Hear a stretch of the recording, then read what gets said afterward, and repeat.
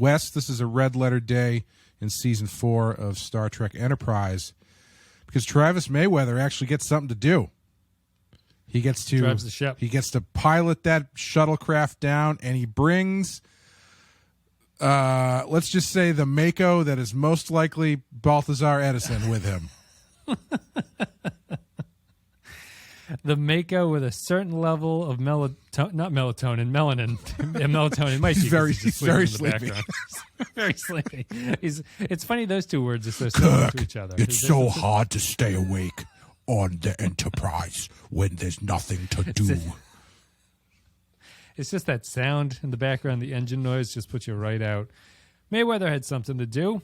He's been MIA for a little bit, but here he is piloting a shuttle, getting shot at. Got lines flying. and everything. Is this the episode where he does the trick that they never expect, which is to fly up and then back down again? Is that this episode? I missed it. I don't remember. There's one where he flies up and the ships go past him, and then he flies back down again and Genius. is behind them or something. Thinking fourth dimensionally. Well, that can't ever get it what you want. We're going to be talking about. It's just Awakening, right? It's not The Awakening. It's just called Awakening. It is the 8th episode of the 4th season of Star Trek Enterprise. It came out on November 26, 2004. It is 2 of 3 in the Syrrannite arc, 6 of 7 in the Vulcan versus Andoria arc. We're getting close to the end of that one, it looks like. 6 of 7. Huh? Written by Andre Bormanis, directed by Roxanne Dawson, in-universe date not known, 2154 is the year.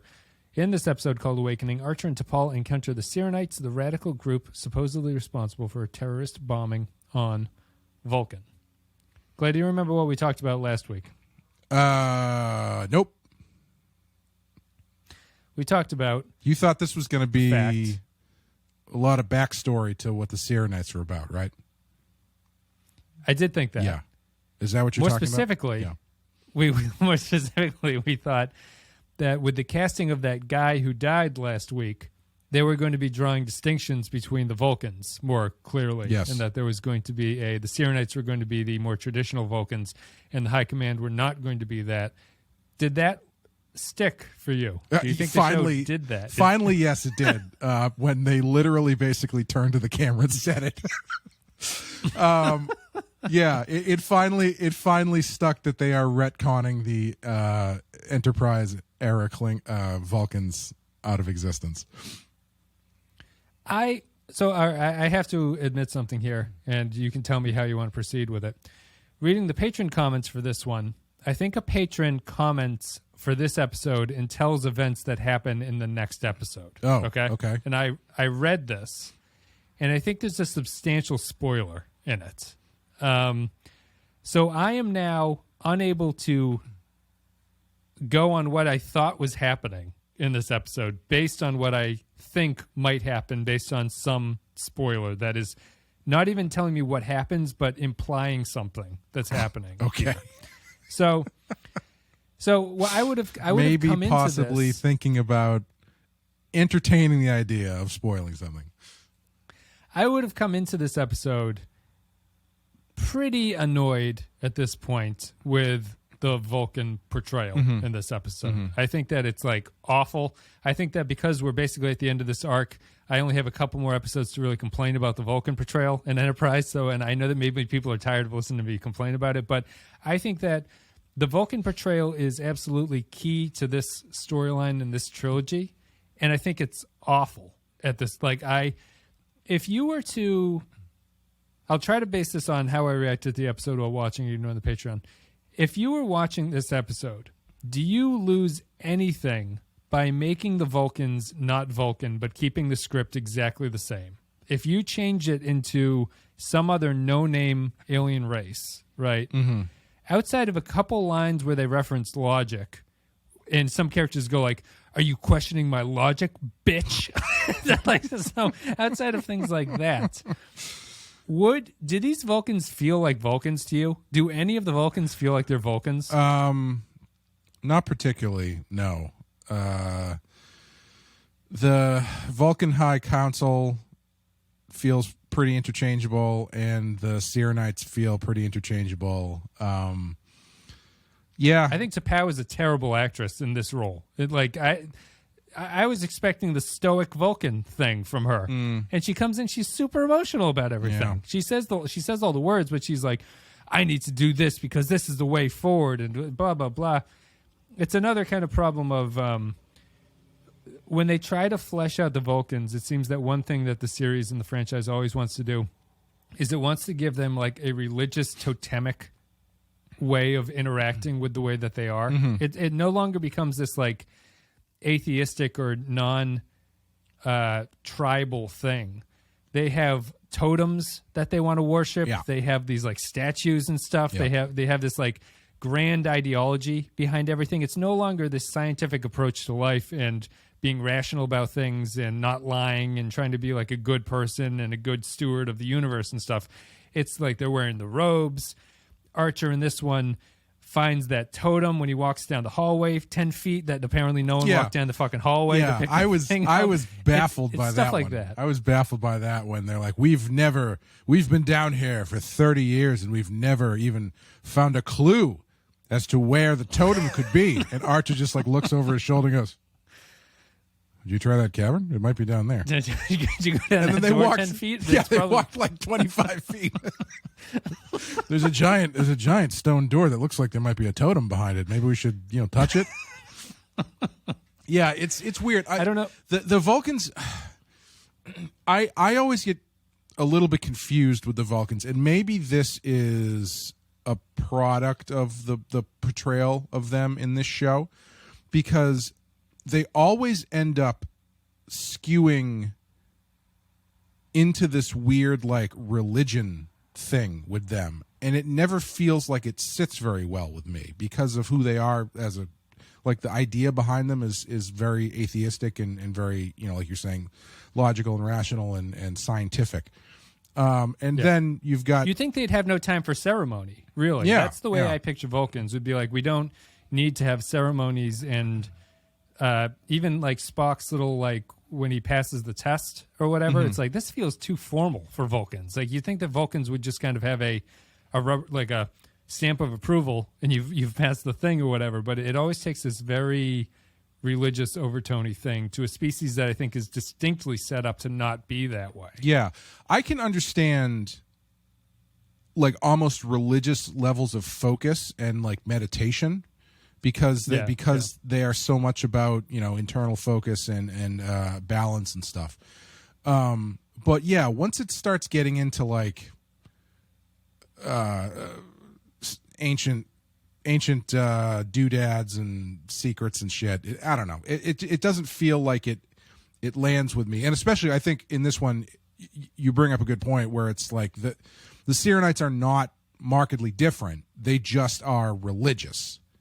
And so what this is feeling to me, like this whole episode I feel like could have been a lightly retouched episode of Deep Space Nine with the portrayal of the Syrrannites and Archer basically kind of being a resurfaced version of the Prophets and what the fuck is the name of the race? I'm blanking on it. The Jorans, yes. Like it had that kind of feeling to me. As soon as he got that thing in his brain last episode, I was like, oh good, he's the chosen prophet guy now. Yeah. So yeah, it's weird. It is a strange thing to talk about how these Vulcans are incorrect, but never actually portray them quote unquote correctly. And yeah, I do agree with your initial point that I think if you change this out,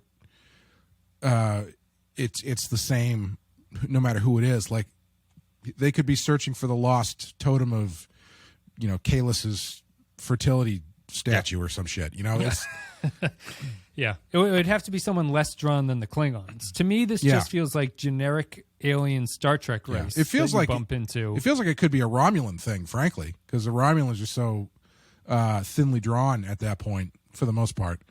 But I guess you can't do that because they've never seen Romulans before. But whatever.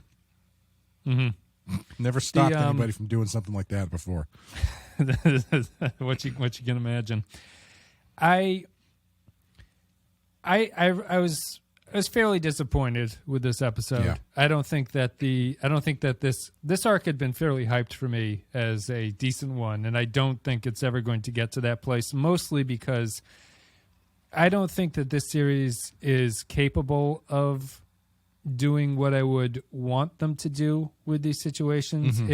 It really feels like it has a problem that it wants to fix, which is the early portrayal of the Vulcans. It has enterprise storytelling mentalities behind it, which are going to drive the only way that you can have the story go in certain situations like that. And it's also, it has this newer Trek tendency, which ties into the more modern versions, which is that everything becomes incredibly personal and small. Sure. There's no longer a sense that like the ship is this small speck that's flying amongst a larger universe and kind of bumping into situations. I think Surak in this episode says, "You're now the chosen one, Jonathan. Like Right, I chose to go into your brain and stuff like that, and only you can save the Vulcans and set them on the path that they need to go." Speaking of which, I hate the portrayal of Surak in this. Yeah. This is like one of the this is the Jesus of the Vulcans. And this guy's like, "Hey, Johnny, good to see you. I'm a little ill from the radiation poisoning, but how about you go fix things in the future for me? I've been hanging out in this dickhead's brain for 3 decades or whatever." It's like, this guy should have been speaking in like lines of wisdom that Jonathan Archer's like, "I got to write this down. Yeah. What is this guy talking about? Like, this is insane shit." And he's just dense nuggets he's just a guy. of dense nuggets of Vulcan wisdom. Vulcan abstract logical rationalizations where it's so rational that it becomes like the thing from The Princess Bride where he's like, "Well, I know that you know that I know that you know that you know that I know that it's not this cup. So now who's the logical one, Jonathan?" It's like, oh, these people That's are right. morons. Yeah, it's yeah. They're giving you essentially a Vulcan god, and he's just a guy. You know, he's supposed to be.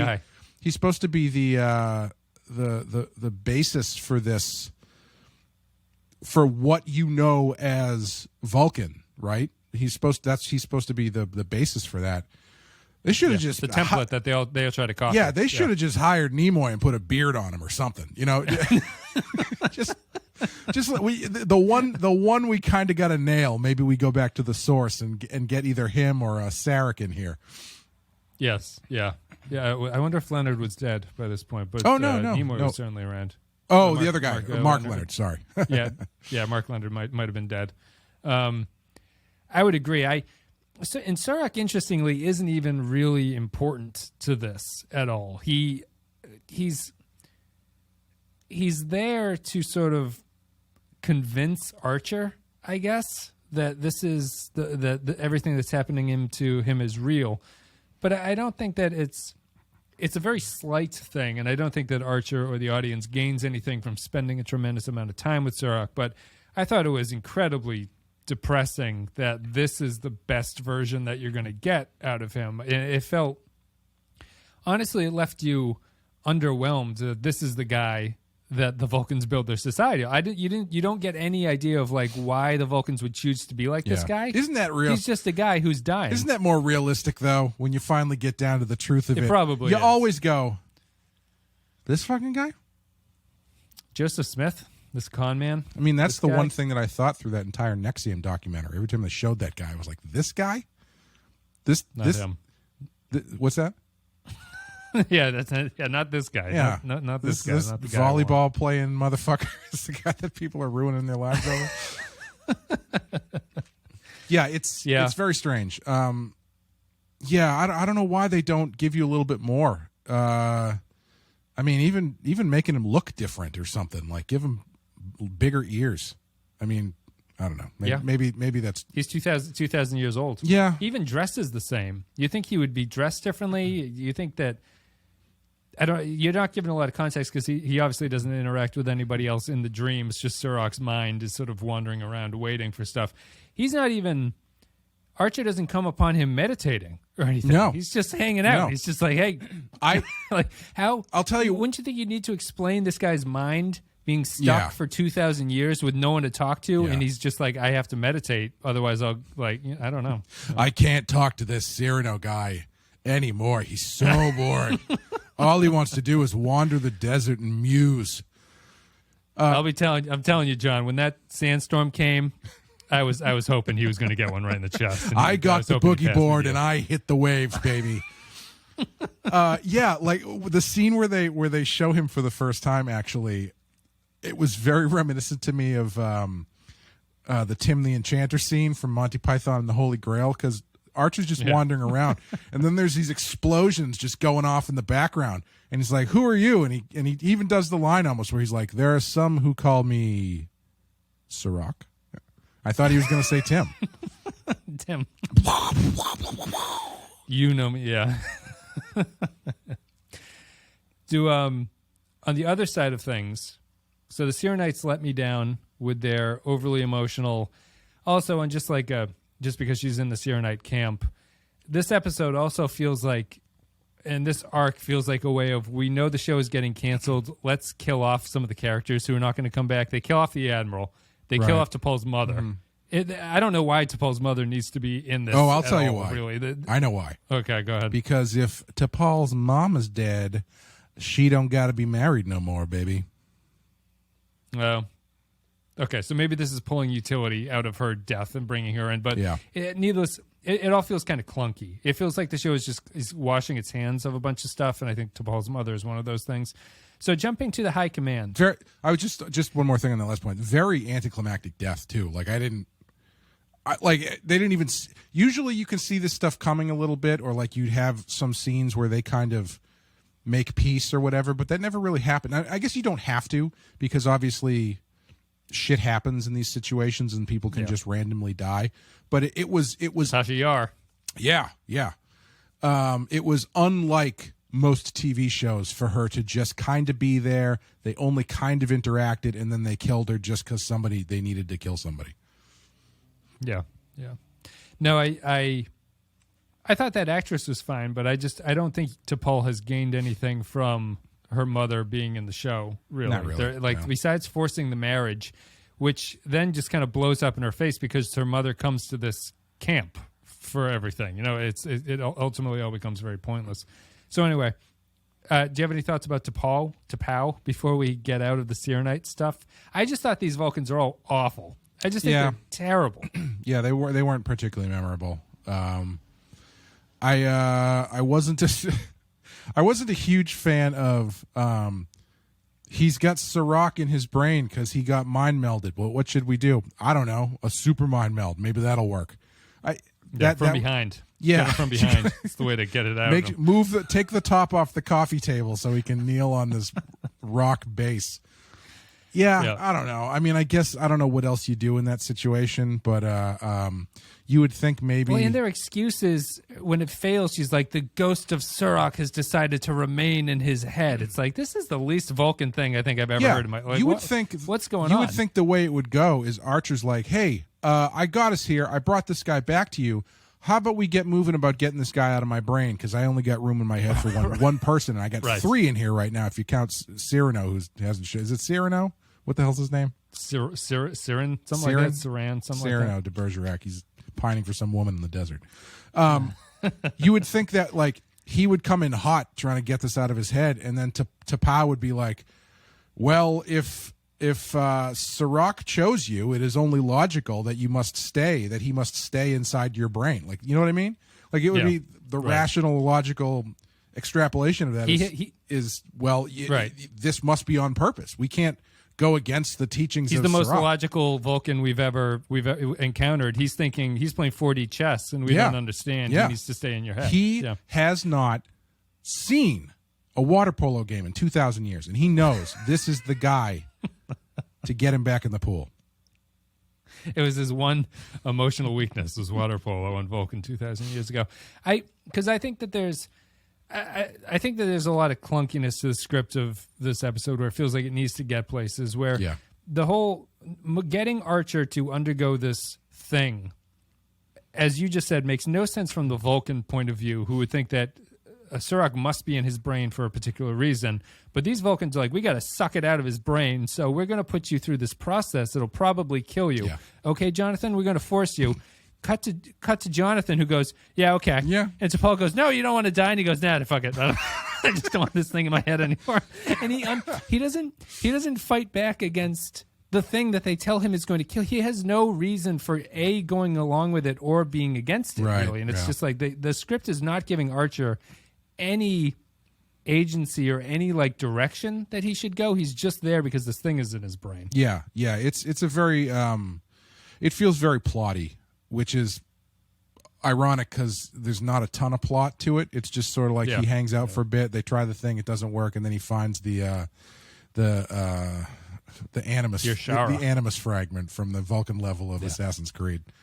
Very tenderly holding the triangle of logic. I mean, it's 1,000 something. Honestly, to be fair, that sequence, the one thing that I did like was I liked when they came across like the mummified Vulcan body. Yeah, the dead Vulcan. Yeah, and he just knew who he was, and they were kind of talking. I liked that. I don't really know what you do I like that too. more of with that, but it kind of felt like if they had done more of that kind of stuff, I think I would have been a little bit more into it. But it ultimately, having Sarak in his brain, well, again, there's another episode left, but as of yet, it does not seem to hold much purpose other than just preservation of his own spirit or whatever. I'd be down with more Sarak coming out of Archer as opposed to seeing him literally on the screen. Sure. If Archer is just having these sort of moments of recognition about like, oh, this is my old friend from 2,000 years ago. Comically to me at this point, like T'Pol has fully embraced the Scully from X-Files where she still doesn't believe literally anything that's happening. Yeah. So that's an annoying He even brings up the time travel thing and she's like, well, I'm going to change the subject. That was awkward. Yeah, she refuses to accept something close to home. Like she refused to accept mind melds, and now she refuses to accept that Surak could be in this guy's brain. Archer, for some reason, knows all this shit that he should have like no reason to know, and T'Pol doesn't understand it. Anyway, she's gonna be very confused when the Syrrannites take over, and everybody in the span of less than 100 years start acting like they were all Syrrannites the whole time and nothing was ever changed. Yeah. All right, so before we get to the other side, here's my problem with this one. I read Darren Mooney's review of this episode, and he liked this episode. Mm-hmm. He brought up a couple good points. He brought up something that I did not really think about, but I think is true, which is that this is actually, in some ways, a more subtle allegory for 9/11 than the previous season. I don't know about subtle, man. Well, it's subtle in the fact that there is no... To me, it's subtle in the fact that there is no... the downside of this, and why I would disagree and say that this is not good, against Darren saying that it's a good episode, is that what they do is they take the sort of happenings of 9/11, strip out any logic or any kind of rationale for any of the actors to be doing any of the things they're doing. Don't explain what the point of view of each of the groups are. So when people do things, they're just doing it because they do it. And as we said in the previous episode, Archer has never said, what do you Syrrannites even believe? Right. Like, why are you so different than the other Vulcans? Yeah. No one cares about any of that stuff. And it's stripped out the 9/11 thing, and it turns the Syrrannites into the kind of like, the High Command is supposed to be like America invading Iraq or something. And like there's the bombings that are going on, and it's all that kind of stuff. But I don't think that this religious order of Vulcans has any point of view that makes this either like an inversion of 9/11 or it has any kind of commentary on 9/11. It's just the trappings of it, and it's so devoid of meaning. I don't think I would say that it is an allegory for 9/11 itself, but I would say it's a pretty clear allegory, and I'm not saying it's a good one, a pretty clear allegory for the Iraq War, which I think are two different things. And because they pretty literally at one point have the stand-in for the U.S. government go, yep, we think the Andorians have some weapons of mass destruction, so we're going to go over there and start a fight over there. It's like, okay, all right, well, this is more blatantly like this is a big one where I would be like, they have to be doing this on purpose, right? Like, you know, we had been putting the 9/11 umbrella over everything since that on this show. And I forget who, somewhere along the way, someone pushed back against that. Or I don't know if it was someone who actually worked on the show or what. But I remember you talking somewhere that someone was saying it wasn't what they were doing. One of the oral histories said it wasn't intentional. Yeah. So something like this, though, seems so clearly aping what is actually happening in the real world that I can't. Stovall has a line that says the High Command monitors all communications now. Yeah, you know, so they have a Patriot Act, and then they invade Andoria because they think they have weapons of mass destruction. So, like, it doesn't get clearer than that, but also because that stuff was so zeitgeisty at the time, I could believe someone who worked on it being like, oh, shit, I didn't even realize we did that. So, I don't know. Sure. But I do think do you think the episode benefits from it? No. From that I don't. stuff? No, because it's... Okay.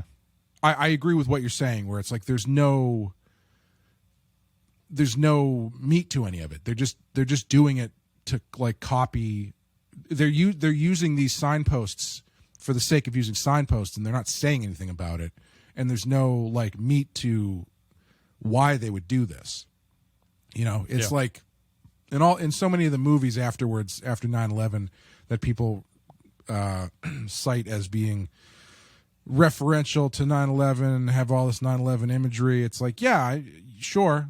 Yeah, I mean, it looks like Batman's in The Dark Knight is standing on the rubble of the World Trade Center, but so, like, what is that?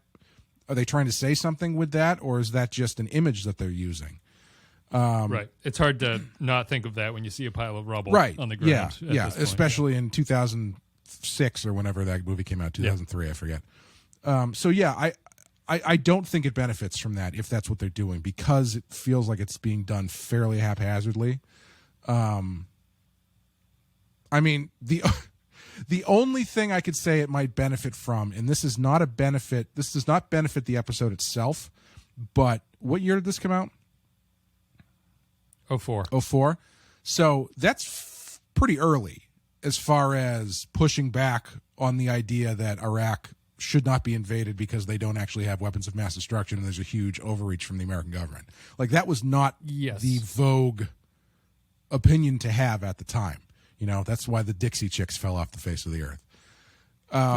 So, like, you could say they're actually kind of ballsy in doing that, but I don't think it is in service of anything in the episode itself. Mm-hmm. Yeah. I would always just come back to, like, because the Andorian bomb stuff at the end just feels kind of like it's a way to get to the third parts. I don't think it's bad. I don't think that it's not anything that should have been avoided. But to me, what it comes down to is it's like this episode would be like trying to do 9/11 or the Iraq War and not explaining what the rationale for the attack was in the first place. It's to be honest, what's going on? To be honest, what it does is it's actually saying 9/11 was an inside job, is what it's doing. Yeah. It's basically, this is the Star Trek. Ed Asner had his hand in this. Yeah, this is the Star Trek version of Bush did 9/11, basically, is what this is. So I don't know if that 9/11 allegory is the most constructive one to use.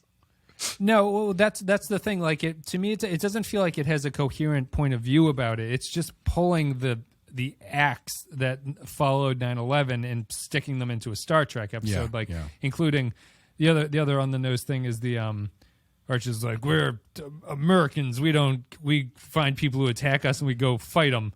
And then she goes, well, it looks like all you did was walk around in the desert for 2 weeks or whatever. Mm-hmm. It's like, okay, well, there's the kind of a pointed criticism of the Iraq invasion and stuff like that. But the greatest failing, I think, of Enterprise is kind of encapsulated in this, is that this is probably the first, outside of the modern Trek shows, this is the first of the old guard of Trek shows that doesn't really feel like it has a point of view about anything. Yeah. It's like, we're just going to do this stuff and this is going to be the beats of the episode. TNG had an ethos, as goofy as some of it was, but it had like a point of view about what the show was supposed to be doing. Mm-hmm. DS9 definitely had one. TOS definitely has points of view. TOS has a schizophrenic point of view, which is fascinating because of all the writers had different views about Vietnam. So you had pro-Vietnam episodes, you had anti-Vietnam episodes, and it was all mixed together into one thing. This doesn't have any point of view. It doesn't have anything to say about anything. Not even just about the political climate. It cannot extrapolate current events and put them into lore in a way that makes it satisfying to watch. It's like, you think you're going to learn about the development of the Vulcans. No, sorry, the head Vulcan is going to be boring as fuck, and the rest of them are just going to be the worst Vulcan actors that you've ever seen. And they're not going to have a single conversation where anybody debates the merits of Vulcan lifestyle, which is supposedly what this entire trilogy is about, determining how the Vulcans go forward. And no one seems to want to talk about what the political argument is here between these two. It's just that these are the bad guys and they bomb us while we live in the desert. Okay. Go talk to him. Why don't you go walk down into the High Command, which will bring us to this third part. This is where I'm going to have to start. Do you want to hear what this Patreon thing implies? Yes. Do you want me to dance around it? Just say it. Just do it. Just say it. You had said it earlier. What's the species you brought up randomly? Romulans. Earlier? Romulans. Yeah. So there's some kind of Romulan involvement. Is the theory that the Enterprise Vulcans split off to become the Romulans? I don't know this. My assumption is what it seems to be is that it would seem that the attempt that Enterprise is going to do is to fix things in the previous Enterprise Vulcan portrayal by having the Velos or whatever, the head Vulcan guy, who is clearly losing his shit and no one seems to be questioning him about anything that he's doing. Yeah. I think they're going to be Romulan infiltrators who are doing something. Really? Here, right? Would that make sense? That would make more sense to me. Yeah. Okay. That's it does not fix all the problems. It adds a kind of gloss over things to make it seem like there's a reason that all of them have been acting this way. I mean, it makes more sense to use them here than it did in Picard. Sure. But the only way that I can understand that head honcho guy acting all crazy and all the other Vulcans who are just like, you're killing all these people, just standing behind him as he's like pressing the button to bomb the place. They're going like, you shouldn't be killing all those people there. Yeah. As he's screaming about shit, as he's like running around saying like, kill them all, we'll abandon all the treaties. The only way this makes sense to me is if this is some kind of Vulcan infiltrator or Romulan infiltrator who is trying to destroy Vulcan society. Yeah. For some reason. Yeah. I think it fixes the problems of these few episodes, but I don't think that fixes the generalized portrayal. Why they're all like that. Yeah, unless it's like a Hydra situation where the Romulans have infiltrated all of Vulcan from the people who push the pencils up to the people who are running. So the rot goes deeper, you mean? Like in that case, the High Command would basically all be Romulan sympathizers? Yeah, or like Syrrannites are the true Vulcans. Or like, half and half or secretly half and half or something like that. Which, because we were complaining about Soval and stuff in the earlier seasons, and the best thing that this trilogy did was reconcile the character of Soval to me, who has probably the best scene in the two episodes so far is when he's talking to Trip, and Trip has he's like, we spent a lot of time with you, and you never said that you liked Earth. And he's like, well, I spent 30 years there. I enjoy Earth a great deal. He's like, well, you never showed it. And he says, thank you. It's like, okay, that's kind of clever, actually. That's a good line. That's a very good way to handle why Soval was such an asshole and never said anything good. He lived in a way that makes sense. He lived in a mining town for a long time. Right. And encountered zero racism. The rest of it, and I don't know, I could be way off, but I know that this person brought up Romulans.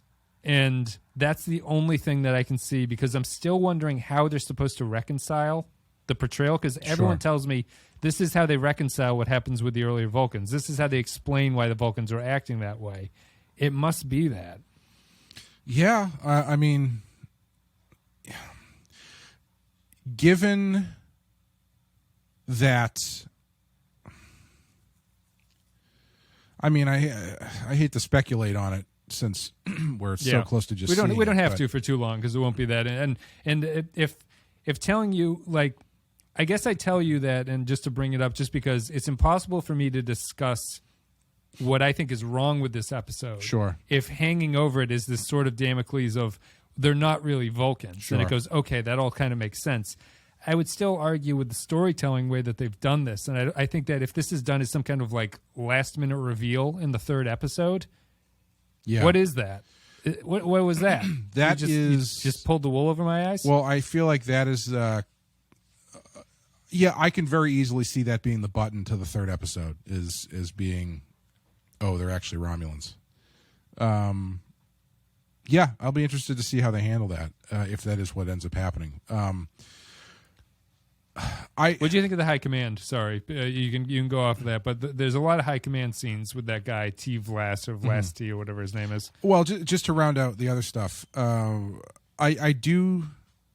I think it's tough to use that if it is Romulans. I think it's tough to use that as an excuse outside of these 3 episodes because of the how far and wide that would have had to spread for it to be the case. But what that does do for me, even though it doesn't really make a lot of sense, is it kind of says that the Enterprise version of Vulcans is they don't think that it's wrong and that these bad Vulcans are actually wrong. This probably doesn't make a lot of sense, but unless they do make this like hard left turn to going to all being Syrrannites after the 3rd episode, the reveal that the High Command guys are Romulan infiltrators, all that says to me is this guy who's way over the top, he is not the right kind of Vulcan. He's a Romulan. But these other guys who we've watched for 4 seasons, who you more than I have picked out as not really acting very Vulcan-y, there's nothing wrong with them. You know what I mean? Right. So I don't know. We can obviously talk about that more when it does or doesn't happen. When it concludes. As far as the High Command, the one bit that I did like that I'm always fascinated with these shows about how they can very quickly sweep plot lines away or just come up with a reason to move on past them when they need to. When they were talking about the bomber in this one, it hadn't even occurred to me to use this as an excuse, but Vlas or whatever goes, oh, he was a Syrrannite. It doesn't prove anything. It's like, oh, that's actually a pretty good dodge. Yeah. He's probably in a jail cell found somewhere. some documents. Yeah, nobody's talking to him. He's probably in the brig or in some hole somewhere if he's still alive. And they just say, oh, yeah, he was a Syrrannite. Yeah. It just proves our point. Known Syrrannite. Well, here's my problem with that High Command scene, right? This is the thing that it doesn't justify how Archer and the Enterprise and the humans in the series have treated Vulcans to this point. Mm-hmm. At this High Command thing, the implication seems to be that this is like a unilateral decision where there's one guy who decides literally everything that goes on in Vulcan society, mm-hmm. and that the other like members of the cabinet or whatever don't put up any kind of fight against him. Like when he starts trying to like lay the trap work for the Enterprise, all the other Vulcan can do is just go, we've been allies with Earth for 100 years, and you're going to throw this all away. And he's like, we have to do whatever we're doing. It's like, why are there no Vulcans? So, and that also disproves that they can't all be Romulan sympathizers, right? Because that guy wouldn't put up a fight in that case. Right, be like, of course we're going to do this kind of a thing. So there must be some Vulcans who have this incredibly dictatorial government that they can't do anything about, and they also don't talk about stuff. They just sit there and they just absorb all these things that go on. None of it feels like Vulcan to me. And it just comes back to the thing of, if you replace all these guys with another race, I don't think this story changes whatsoever. No. I don't think this improves by being Vulcans. I don't think it gets worse by not being Vulcans. No, I do think if the Romulan thing, if it's not that all 12 or however many people in the High Command are Romulans and it's like 3 of them or 4 of them or something, then that really is putting the other 6 or whoever on blast for just standing around and not pushing back at all. Not pushing back at all. Yeah, there's nobody in there who's like, excuse me, Ambassador or High whatever Vlas. Vlas. You seem to be yeah. You seem to be acting a little erratic here for someone who as logical as yourself. Right. Like there's nobody else in there the except highest for of Soval. Yeah. Soval's the only one there who's like, you guys shouldn't be doing this. Yeah. No, it's extremely strange. That's the kind of thing it's the kind of scene I was always expecting one of them to resign, in protest. Yeah. They don't even protest it. They're just like, yeah, you're killing them. Listen, man, this is season 4. They're trying to save money. If any of those other Vulcans open their mouths, they got to get paid. And so that's true. Yeah. That's why they're all just hanging around in the back, just nodding, going like, yes, this all makes sense. Logical. The only identifiable one is there's one who has black hair. They all have gray hair except for one who has black hair. And he's the young guy. guy. Only identifiable. He's the young guy. He's not trying to rock the boat. He's not going to ask. He's trying to figure out. He just got there. He doesn't even know where the faculty lounge is. He's just trying to make sure he gets to the next day. All right, we got a bit of a time crunch, so let's wrap it up here. The patron comments will come in, and you'll hear that comment that I read. And you were going to hear it anyway because I would read it here. So I guess I didn't spoil anything for you. I just politely asked if it was okay. Thanks. Thank you very much for listening, everybody. We will be back with the conclusion, which is Kirshara. Maybe next I would have liked to have done another 10 minutes on Archer finding that totem because I thought that was absurd. I thought that was that could have been its own episode, like that could searching the tomb of whatever for the totem, and then you learn about the Vulcans or some shit. I don't know. Hopefully the next episode just has 2 background Vulcans who are like, I was just down that hallway earlier today. I didn't see the Kirshara down there.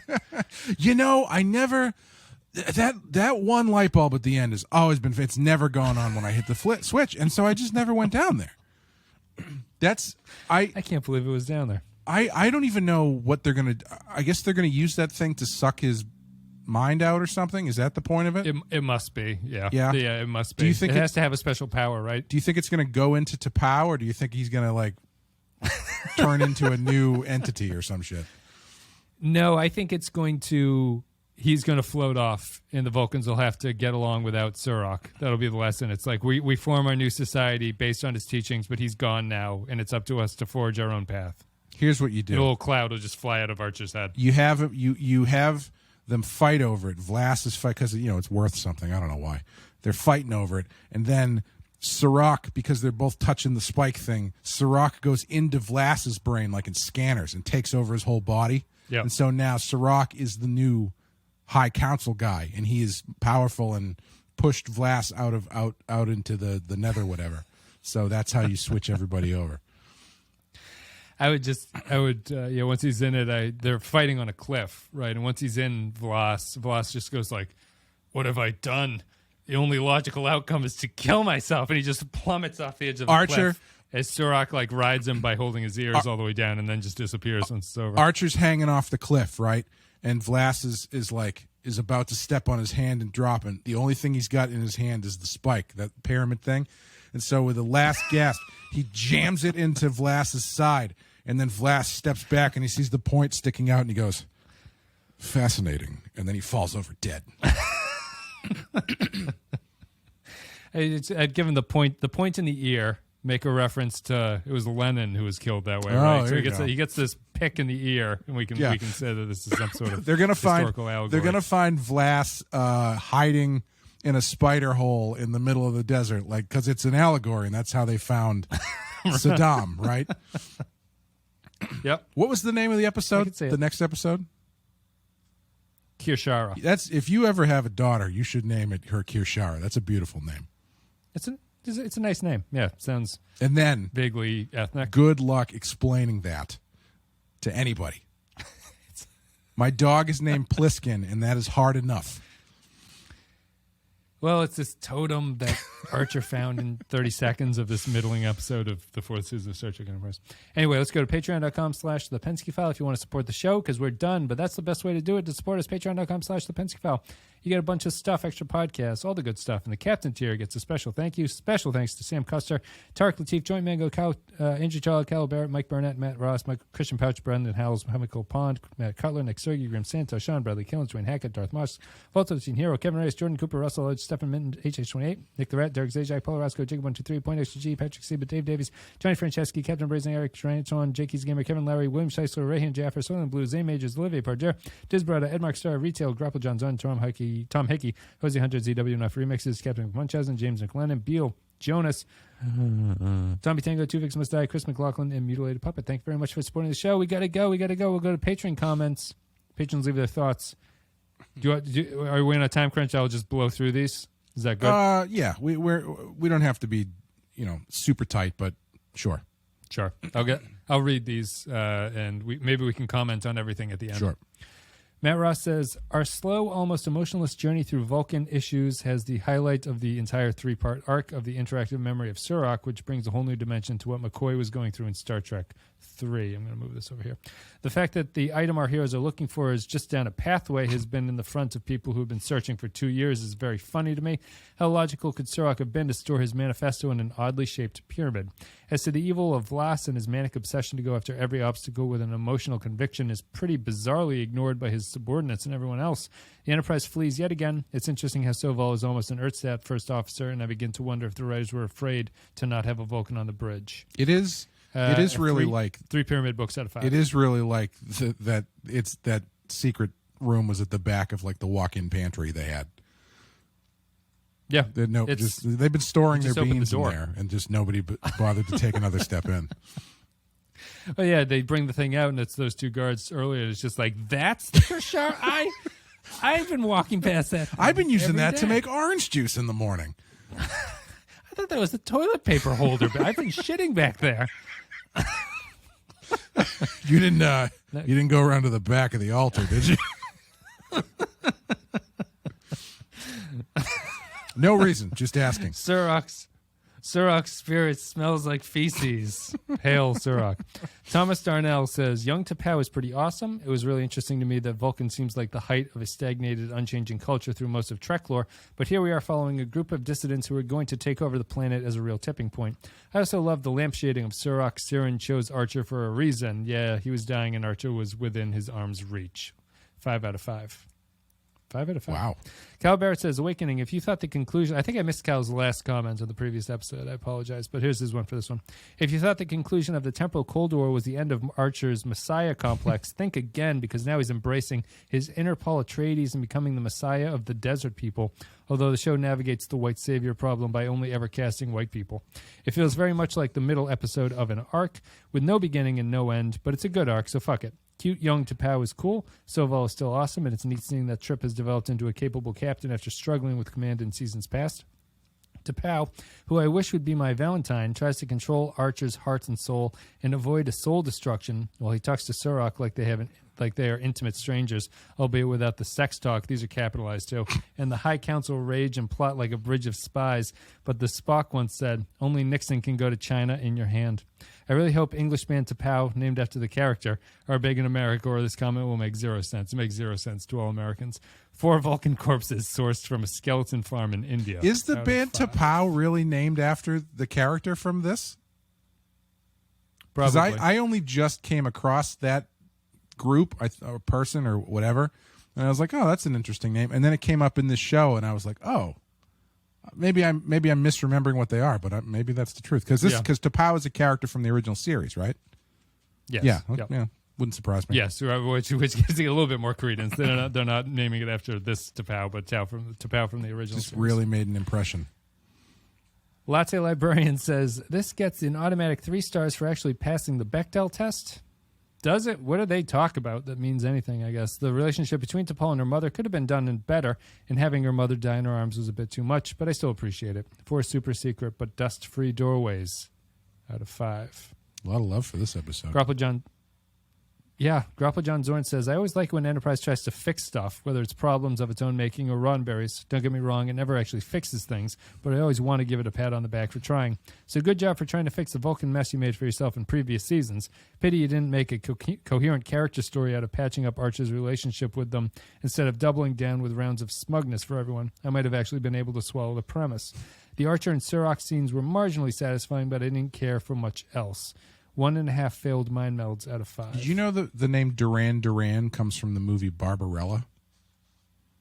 No. Yeah, I think it's the name of the villain in Barbarella. First time I watched that, everybody's running around going, we have to bring them to Duran Duran. I'm like, well, I don't blame them. It's probably pretty good at that point. Tickets are available. Yeah. Tickets available. Got some good songs. Yarpy says, the story of asshole Vulcans continues. The writers must have figured out that having Vulcans being very different from how they were depicted in later Trek shows. Robert Foxworth is always good at playing assholes with authority. I always thought that not having Vulcans being a bigger part of TNG or DS9 was a missed opportunity, so it's nice to see them depicted here, even as assholes. I would have liked to have seen more scenes with Surak, but runtime probably restricted it. 4 obligatory robes out of 5. Brandon Howe says, I have questions. Why are the Vulcan High Command all so old and so male? Hell, why are the Vulcans all speaking in English except for when T'Pau tries to remove the Katra of Surak from Archer? Is T'Pau being overly emotional by crying when T'Les dies? Can we endure another week of Robert Foxworth's overacting?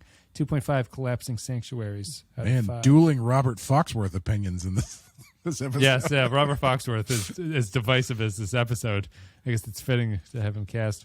Royo says, Awakening. A Vulcan civil war with Romulans plotting in the shadows. Now, there's a premise that will pique a Star Trek fan's interest. The trilogy is almost Tolkien-esque with just how world builds with landscapes and culture, and I love it. This episode also serves as a love letter to Search for Spock. He says Search for Spock. I assume he means Spock.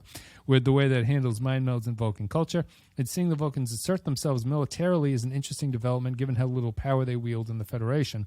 Hard to imagine, but I think this trilogy was really the first time the Vulcans appeared to no longer be of one mind, but to be capable of dissent in their own logical society. 4 out of 5. And I'm just noticing Kyle has responded to this. I don't know if I get notified about responses to comments, but it says, don't spoil the Romulans. That's not revealed until next episode, but the comment remains. So, does it really say that? That's Kyle's comment is a reply to that comment. Nice. Thanks, Kyle. That would have saved us 10 minutes of conversation.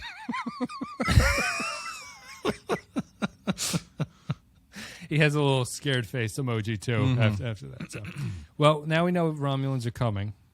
What are you going to give this episode of The Awakening, which I think skewed high from the patrons' point of view? Yeah. A lot of 4s and 5s. I think I'm going to give it a 3. Because I don't love a lot of it, but I do think this season is starting to fall into a bit of a groove with these 3-part things where, like, by the end of this episode, I was like, okay, this is an interesting place to leave this, where you've got the Enterprise is under attack, the shuttle's out there trying to get Archer, they got the spiky thing, the mother's dead. Like, they've kind of figured out how to leave things, like, really throw things up in the air at the end of these second episodes.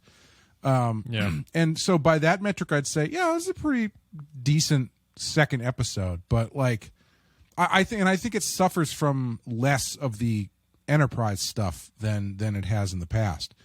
But that being said, yeah, the Vulcan stuff has been pretty lackluster, and it's fine. Yeah, I think I'll give it a 2. Yeah. I think I have to punish it a little bit. I think it's kind of a messy episode. Yeah. It doesn't give me anything about the Vulcans. I don't think it gives me anything about what this what the problem is between these two. Like, the key to this trilogy is the difference of opinion between the Syrrannites and the High Command, I think. And if it's evaded that because now it's taken that question off the table and said, this was all done because the High Command wants to attack Andoria. Right. And it's like, okay. Right. Yeah. Like, whatever. Like, I almost feel like in the context of Enterprise, I'm all for Andorian, Vulcan, and human hostile interactions because it'll be interesting to see how they reconcile that. But in a trilogy that's supposed to be dedicated to figuring out how the Vulcans became the Vulcans that we all know going forward, why are we being distracted by this now at this point? I don't care about Andoria. I just think that this is not up to snuff in terms of what I would be expecting and what I think that they were promising me. Yeah, I agree. I think the biggest problem with these episodes so far is the conflict. Well, the conflict is creating a straw man or whatever in order to motivate the attacking of Andoria. But this central idea that the regular Vulcans are different than the Syrrannites, they kind of just say that. It's just kind of like, well, they're so different. And that's kind of it. Yeah, they're violent. Yeah, they're different and they attack. Yeah, us. And there is no, like you're saying, there is no battle of ethos or anything. It's just sort of like hand waving to get you to the next thing. So in that sense, I don't think it's very successful as far as that goes, because it does just feel like it's a stepping stone into the escalation of the war here. Yeah, just compare this to the Augments arc, the middle of the Augment arc. Yeah. That episode is great, the middle one. This one is not as good. Definitely. It's clearly just not as good as that. It's two opposite ends of the spectrum. Definitely. I'll give it a 2. Clay gives it a 3. We're done. Thank you very much. The next one is Kirshara. It's the ending of this conclusion. I assume it's the 7 out of 7 in the Vulcan Andoria arc as well. So is we'll that a get a Mr. wrap up song? Kirshara. Kirshara. Jeffrey Combs will be appearing, I'm assuming, as Shran next episode. So we'll see. We'll see how this all wraps up. And we have to figure out how the Romulans are involved in this and how deep the rot goes. You have anything you want to say? Thanks for checking out all the other shows. Badass is on its way out. It might actually be over at this point. When on its way out, I mean season-wise. We're almost done with the series of Batman, the animated series, and then we'll be taking a break and coming back with Batman Beyond probably. And Rotten Horror Picture Show is trucking on, and on Patreon we are still covering the Friday the 13th series. In September we did Jason Goes to Hell. October we're doing Jason X, which Wes will or did join us for, depending on when you're listening to this. Yeah, I think we might be in November by the time this comes out. Yeah. Then November will be Freddy versus Jason, which I'm very excited about. So that'll be fun. Oh, nice. That's it. Thank you very much. Patreon.com/The File if you want to support the show. Let us know what you thought about Awakening. I did not like it. Let's see if the third part can reconcile what people have been telling me with what actually happens here. But kind of a letdown, I have to say. We'll have more to say next week when this wraps up. So thank you very much for listening. We'll see you later.